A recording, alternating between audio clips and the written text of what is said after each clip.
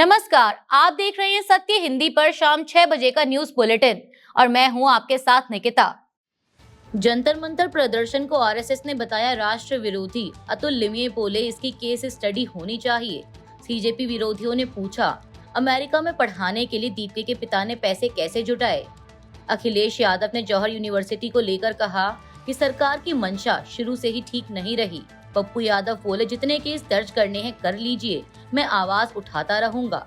NEET PG 2026 में हर सवाल के लिए अधिक समय और घर के पास मिलेंगे सेंटर।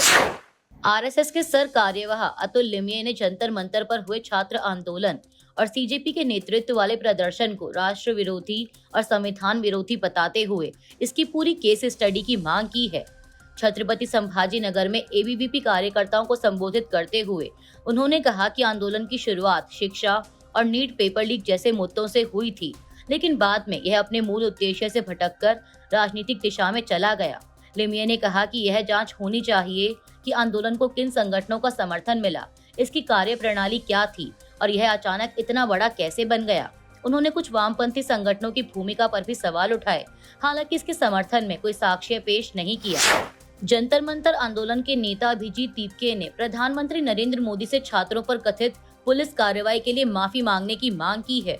उन्होंने कहा कि 20 जुलाई के संसद मार्च के दौरान छात्रों और छात्राओं पर लाठीचार्ज हुआ और सरकार को इस पर जवाब देना चाहिए। वहीं दूसरी ओर एक आरटीआई कार्यकर्ता ने दीपके और उनके परिवार की आर्थिक स्थिति की जांच की मांग की है।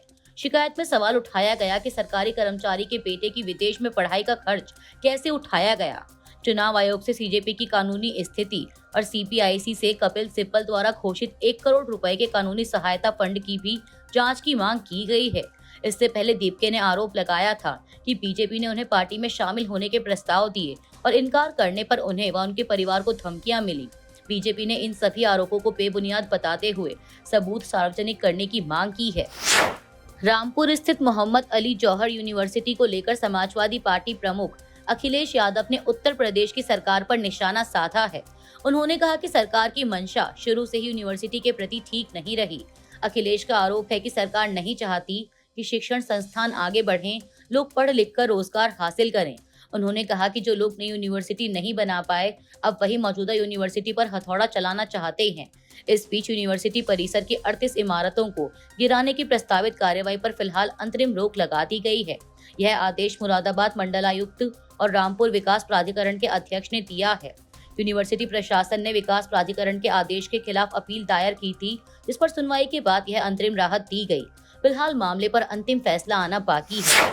संसद में भगवा वस्त्र पहनकर किए गए सांकेतिक प्रदर्शन को लेकर विवाद के बीच सांसद पप्पू यादव ने अपनी सफाई दी है।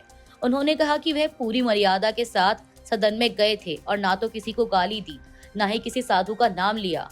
पप्पू यादव ने कहा कि सनातन की रक्षा और करोड़ों लोगों की आस्था के लिए वह 1 लाख पार भी कुर्बान होने को तैयार हैं और जितने केस दर्ज करने हो कर लिए जाएं। उन्होंने आरोप लगाया कि संसद में राहुल गांधी को बोलने नहीं दिया जाता, छात्रों पर लाठी और गोलियां चलाई जाती हैं तथा पेपर लीक जैसे मुद्दों पर सरकार जवाब नहीं देती। उनका कहना है कि जनता और सनातन की आवाज उठाना जरूरी है।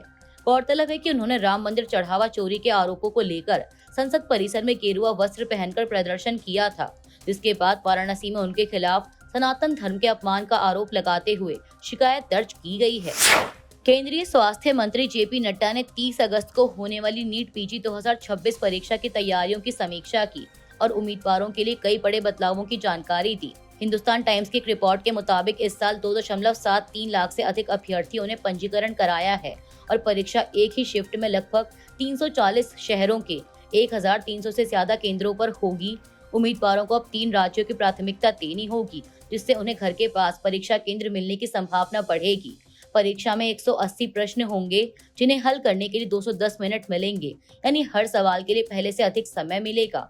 सुरक्षा के लिए आधार आधारित और जरूरत पड़ने पर आइरिस बायोमेट्रिक सत्यापन, सीसीटीवी निगरानी, सिग्नल जैमर, लाइव मॉनिटरिंग और 60,000 से अधिक अधिकारियों की तैनाती की जाएगी।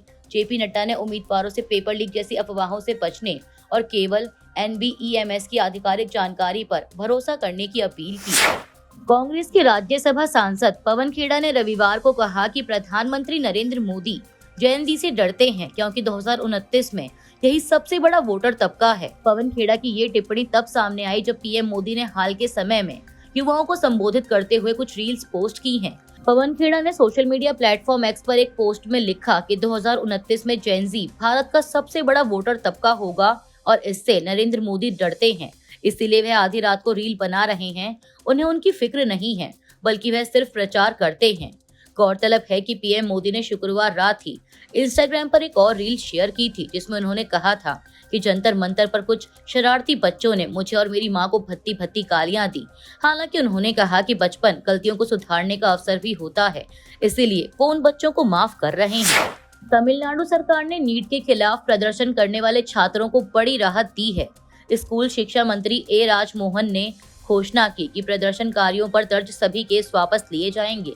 उन्होंने सोशल मीडिया पर बताया कि यह फैसला मुख्यमंत्री सी जोसेफ विजय के निर्देश पर लिया गया है और इसकी विस्तृत जानकारी जल्द जारी की जाएगी। राजमोहन ने इसके लिए मुख्यमंत्री का आभार भी जताया।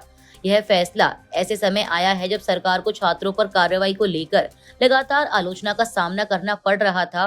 ये छात्र दिल्ली में नीट पेपर लीक के खिलाफ सीजेपी के आंदोलन के समर्थन में तमिलनाडु में विरोध प्रदर्शन कर रहे थे।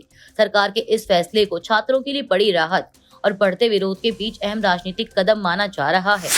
राम मंदिर दान चोरी विवाद के बीच महाराष्ट्र नवनिर्माण सेना के प्रमुख राज ठाकरे ने मुंबई के सिद्धिविनायक मंदिर को लेकर बड़ा आरोप लगाया है। उन्होंने दावा किया कि मंदिर की दान पेटी से हर साल करीब 18 करोड़ रुपए की चोरी हो रही थी।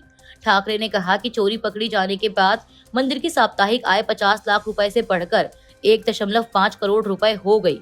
उन्होंने आरोप लगाया कि आज मंदिर भी भ्रष्टाचार से सुरक्षित नहीं है और प्रधानमंत्री मोदी से इस मुद्दे पर ध्यान देने की मांग की। वहीं सिद्धिविनायक ट्रस्ट के चेयरमैन सदा सरवणकर ने बताया कि मामले में 9 कर्मचारियों को गिरफ्तार किया गया है और जरूरत के मुताबिक केस दर्ज किए गए हैं। यह बयान ऐसे समय आया है जब अयोध्या राम मंदिर दान विवाद को लेकर संसद से लेकर सड़कों तक सियासत तेज है। अमेरिकी राष्ट्रपति डोनाल्ड ट्रंप ने दावा किया है कि फिलहाल ईरान पर प्रस्तावित हमले रोक दिए गए हैं। ट्रूथ सोशल पर उन्होंने कहा कि ईरान और कुछ अन्य मध्य पूर्वी देशों की ओर से हमला रोकने का अनुरोध किया गया क्योंकि एक संभावित समझौते की रूपरेखा तैयार हो गई है। ट्रंप ने कहा कि अमेरिका पूरी सैन्य तैयारी में था, लेकिन दुनिया के भविष्य और ईरान की स्थिरता को देखते हुए हमला टालने का फैसला लिया गया। उनके मुताबिक प्रस्तावित समझौते में होर्मुज जलडमरू मध्य को तुरंत और बिना किसी बाधा के खोलना तथा ईरान के परमाणु खतरे को समाप्त करना शामिल है। ट्रंप ने यह भी दावा किया कि इस फैसले में इसराइल भी उनके साथ है और सभी पक्षों से जल्द समझौते को अंतिम रूप देने की अपील की है।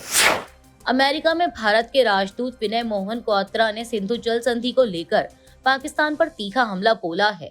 न्यूज वीक में प्रकाशित लेख में उन्होंने कहा कि यह संधि भारत और पाकिस्तान के बीच सद्भावना और दोस्ती की भावना से हुई थी, लेकिन पाकिस्तान ने दशकों तक युद्ध और सीमा पार आतंकवाद के जरिए इस भावना को खत्म कर दिया। उन्होंने कहा कि भारत द्वारा सिंधु जल संधि को स्थगित करना उसी वास्तविकता को स्वीकार करना है। क्वात्रा ने 1965, 1971 और 1999 के युद्धों के साथ संसद, मुंबई पठानकोट, उरी पुलवामा और पहलगाम हमलों का भी जिक्र किया। उन्होंने कहा कि अगर पाकिस्तान भारत का सहयोग चाहता है तो उसे पहले अपने आतंकी ढांचे को खत्म करना होगा। साथ ही उन्होंने पाकिस्तान में जल संकट के लिए वहां की खराब जल प्रबंधन नीतियों को जिम्मेदार ठहराया और भारत पर आरोप लगाने की बजाय अपनी व्यवस्था सुधारने की सलाह दी। आम आदमी पार्टी प्रमुख अरविंद केजरीवाल ने E20 फ्यूल के खिलाफ अपनी मुहिम तेज करते हुए ऐलान किया है कि मंगलवार को आम आदमी पार्टी का प्रतिनिधि मंडल पीएम आवास तक मार्च करेगा और केंद्र सरकार को याचिकाएं सौंपेगा। उन्होंने मांग की कि पेट्रोल पंपों पर ग्राहकों को शुद्ध पेट्रोल और E20 में से चुनने का विकल्प मिले। साथ ही E20 की कीमत सामान्य पेट्रोल से कम हो और पेट्रोल 84 रुपए प्रति लीटर से नीचे मिले। कॉन्स्टिट्यूशन क्लब में आयोजित नेशनल टाउन हॉल में केजरीवाल ने आरोप लगाया कि सरकार ने बिना पर्याप्त चर्चा के E20 लोगों पर थोपा है। उन्होंने कहा कि सरकार अगर E20 को सुरक्षित बताती है तो उससे जुड़ी वैज्ञानिक स्टडी सार्वजनिक करे। केजरीवाल ने दावा किया कि कई वाहन मालिकों ने माइलेज घटने, परफॉर्मेंस खराब होने और मेंटेनेंस खर्च बढ़ने की शिकायत की है। उन्होंने आरोप लगाया कि सरकार आगे E25 और E30 जैसे ज्यादा एथेनॉल ब्लेंड लाने की तैयारी कर रही है और लोगों को फिलहाल इलेक्ट्रिक वाहन अपनाने की सलाह दी। फिलहाल के लिए इस बुलेटिन में सिर्फ इतना ही। फिर हाजिर होंगे 8 बजे देश दुनिया की और बड़ी खबरों के साथ। तब तक के लिए देखते रहिए सत्य हिंदी। नमस्कार।